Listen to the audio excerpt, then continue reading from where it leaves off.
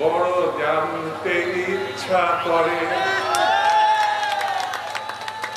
তুমি এখন আছো কোথায়, তুমি এখন আছো কোথায়। কুণ্ড আমার পাশে থানার তো, ও বললো তুমি শ্বশুর বাড়ি গেছো। বিএনপি যে ততদিন পর্যন্ত সরকার গঠন না করবে, যেভাবে ঐক্যবদ্ধভাবে কাজ করছেন এইভাবে ঐক্যবদ্ধভাবে কাজ করতে হবে। হাসিনা তার দলবল নিয়ে দেশ থেকে পালাইছে, তার একটা অনুসারী এখানেও ছিল না, ছিল। আওয়ামী লীগ আর আসবে না।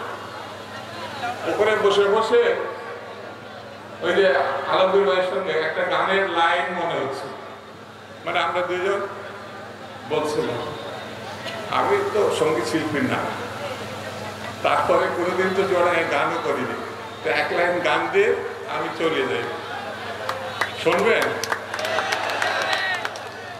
বড় জানতে ইচ্ছা করে তুমি এখন আছো কোথায়, তুমি এখন আছো কোথায়। কুণ্ড আমার পাশে থানার তো, ও বললো তুমি শ্বশুর বাড়ি গেছো, জামাই বাড়ি গেছো। কুচাকুচি কম করতে বলবো আমি। বীরের জাতি বাঙালি, শহীদ জিয়ার অনুসারী, বেগম জিয়ার অনুসারী, কুচাকুচি না করে স্বাভাবিক থাকবে। যে অপরাধ গত 16 বছর 20 বছর ধরে করেছে, হামলা মামলা গুম রক্ত ঝরিয়েছে, তার প্রত্যেকটি ঘটনা আমরা বুঝে নিতে চাই। প্রত্যেকটি ঘটনা, তার আগে মাফ করার কোন সুযোগ নেই। আছে আছে বাংলাদেশের গণতন্ত্র প্রতিষ্ঠা হওয়ার পরে বিবেচনা করা যাবে খুনিদের কি হবে, লুটেরাদের কি হবে, তার আগে কোনো বিবেচনা নেই। কিন্তু ছোট্ট কথাটা এই, মনে যাই থাক কষ্ট বেদনা বিচ্ছিন্নতা পাওয়া না পাওয়া,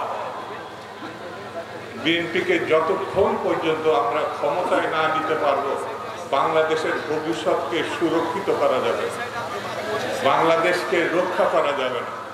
সেই জন্যে যে কোনো শর্তে, যে কোনো অর্থে, যে কোনো ভাবে ঐক্যবদ্ধ থাকতে হবে। ঐক্যবদ্ধ থাকবে, আলোচনা ঘরে করেন, বন্ধুর সঙ্গে করেন, বাসায় করেন, রাগারাগি করেন, কিন্তু বাইরে যখন আমরা যাব বিএনপির এক একজনকে বুলেট হিসাবে বাইরে যেতে হবে।